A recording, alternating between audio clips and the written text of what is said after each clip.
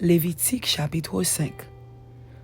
Lorsque quelqu'un, après avoir été mis sous serment comme témoin, péchera en ne déclarant pas ce qu'il a vu ou ce qu'il sait, il restera chargé de sa faute. Lorsque quelqu'un, sans s'en apercevoir, touchera une chose souillée, comme le cadavre d'un animal impur, que ce soit d'une bête sauvage ou domestique, ou bien d'un reptile, il deviendra lui-même impur et il se rendra coupable. Lorsque, sans y prendre garde, il touchera une souillure humaine quelconque et qu'il s'en aperçoive plus tard, il en sera coupable. Lorsque quelqu'un, parlant à la légère, jure de faire du mal ou du bien et que, ne l'ayant pas remarqué d'abord, il s'en aperçoive plus tard, il en sera coupable. Celui donc qui se rendra coupable de l'une de ces choses fera l'aveu de son péché. Puis il offrira en sacrifice de culpabilité à l'Éternel pour le péché qu'il a commis une femelle de menu bétail, une brebis ou une chèvre comme victime expiatoire, et le sacrificateur fera pour lui l'expiation de son péché. S'il n'a pas de quoi se procurer une brebis ou une chèvre, il offrira en sacrifice de culpabilité à l'Éternel pour son péché 2 tourterelles ou 2 jeunes pigeons, l'un comme victime expiatoire, l'autre comme holocauste. Il les apportera au sacrificateur qui sacrifiera d'abord celui qui doit servir de victime expiatoire.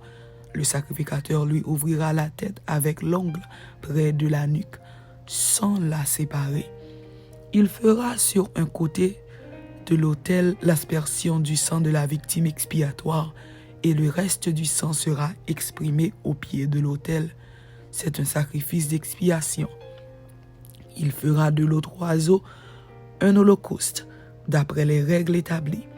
C'est ainsi que le sacrificateur fera pour cet homme l'expiation du péché qu'il a commis et il lui sera pardonné. S'il n'a pas de quoi se procurer 2 tourterelles ou 2 jeunes pigeons, il apportera en offrande pour son péché un 10e d'épha de fleur de farine, comme offrande d'expiation.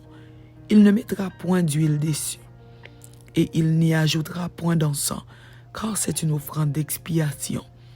Il apportera au sacrificateur, le sacrificateur en prendra une poignée comme souvenir, et il la brûlera sur l'autel, comme les offrandes consumées par le feu devant l'Éternel. C'est une offrande d'expiation. C'est ainsi que le sacrificateur fera pour cet homme l'expiation du péché qu'il a commis à l'égard de l'une de ces choses, et il lui sera pardonné. Ce qui restera de l'offrande sera pour le sacrificateur, comme dans l'offrande en don. Le sacrifice de culpabilité. L'Éternel parla à Moïse et dit: lorsque quelqu'un commettra une infidélité et péchera involontairement à l'égard des choses consacrées à l'Éternel, il offrira en sacrifice de culpabilité à l'Éternel pour son péché un bélier sans défaut, pris du troupeau d'après ton estimation en cycle d'argent, selon le cycle du sanctuaire. Il donnera, en y ajoutant un 5e, la valeur de la chose dont il a frustré le sanctuaire, et il la remettra au sacrificateur. Et le sacrificateur fera pour lui l'expiation avec le bélier offert en sacrifice de culpabilité, et il lui sera pardonné. Lorsque quelqu'un péchera en faisant, sans le savoir, contre l'un des commandements de l'Éternel, des choses qui ne doivent point se faire, il se rendra coupable et sera chargé de sa faute. Il présentera au sacrificateur en sacrifice de culpabilité un bélier sans défaut, pris du troupeau d'après ton estimation. Et le sacrificateur fera pour lui l'expiation de la faute qu'il a commise sans le savoir, et il lui sera pardonné. C'est un sacrifice de culpabilité. Cet homme s'était rendu coupable envers l'Éternel.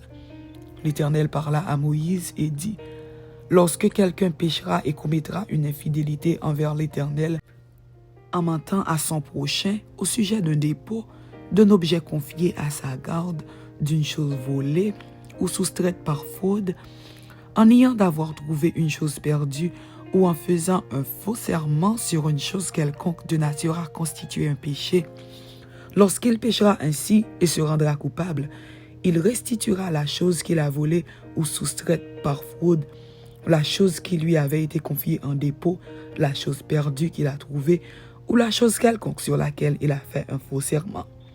Il la restituera en son entier, y ajoutera un 5e et la remettra à son propriétaire le jour même où il offrira son sacrifice de culpabilité.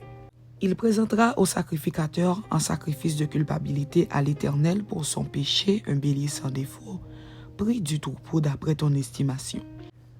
Et le sacrificateur fera pour lui l'expiation devant l'Éternel, et il lui sera pardonné, quelle que soit la faute dont il se sera rendu coupable.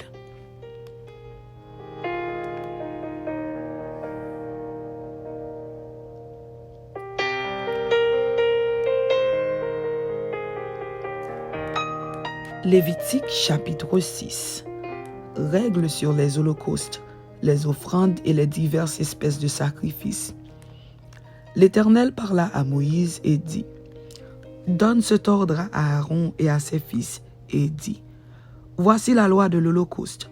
L'Holocauste restera sur le foyer de l'autel toute la nuit jusqu'au matin, et le feu brûlera sur l'autel. Le sacrificateur revêtira sa tunique de lin et mettra des caleçons sur sa chair. Il enlèvera la cendre faite par le feu qui aura consumé l'Holocauste sur l'autel, et il la déposera près de l'autel. Puis il quittera ses vêtements et en mettra d'autres pour porter la cendre hors du camp dans un lieu pur. Le feu brûlera sur l'autel, il ne s'éteindra point. Chaque matin, le sacrificateur y allumera du bois, arrangera l'Holocauste et brûlera la graisse des sacrifices d'action de grâce. Le feu brûlera continuellement sur l'autel, il ne s'éteindra point. Voici la loi de l'offrande. Les fils d'Aaron la présenteront devant l'Éternel, devant l'autel. Le sacrificateur prélèvera une poignée de la fleur de farine et de l'huile avec tout l'encens ajouté à l'offrande, et il brûlera cela sur l'autel comme souvenir d'une agréable odeur à l'Éternel. Aaron et ses fils mangeront ce qui restera de l'offrande. Ils le mangeront sans levain, dans un lieu saint, dans le parvis de la tente d'assignation. On ne le cuira pas avec du levain. C'est la part que je leur ai donnée de mes offrandes consumées par le feu. C'est une chose très sainte, comme le sacrifice d'expiation et comme le sacrifice de culpabilité. Tout mâle d'entre les enfants d'Aaron en mangera. C'est une loi perpétuelle pour vos descendants au sujet des offrandes consumées par le feu devant l'Éternel. Quiconque y touchera sera sanctifié. L'Éternel parla à Moïse et dit, « Voici l'offrande qu'Aaron et ses fils feront à l'Éternel, le jour où ils recevront l'onction. 1/10 d'épha de fleur de farine comme offrande perpétuelle, moitié le matin et moitié le soir. Elle sera préparée à la poêle avec de l'huile et tu la porteras frite.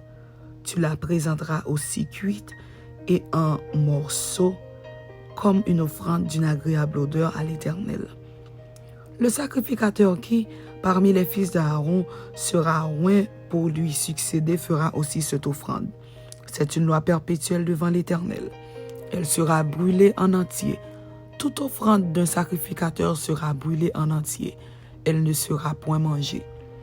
L'Éternel parla à Moïse et dit, « Parle à Aaron et à ses fils, et dit, « Voici la loi du sacrifice d'expiation. C'est dans le lieu où l'on égorge l'Holocauste que sera égorgée devant l'Éternel la victime pour le sacrifice d'expiation. C'est une chose très sainte. Le sacrificateur qui offrira la victime expiatoire la mangera. Elle sera mangée dans un lieu saint, dans le parvis de la tente d'assignation. Quiconque en touchera la chair sera sanctifié. S'il en rejaillit du sang sur un vêtement, la place sur laquelle il aura rejailli sera lavée dans un lieu saint. Le vase de terre dans lequel elle aura cuit sera brisé. Si c'est dans un vase d'airain, elle a cuit, il sera nettoyé et lavé dans l'eau. Tout mâle parmi les sacrificateurs en mangera, c'est une chose très sainte. Mais on ne mangera aucune victime expiatoire dont on apportera du sang dans la tente d'assignation pour faire l'expiation dans le sanctuaire. Elle sera brûlée au feu. Amen. C'était Lévitique chapitre 5 et Lévitique chapitre 6. Que Dieu vous bénisse. Amen.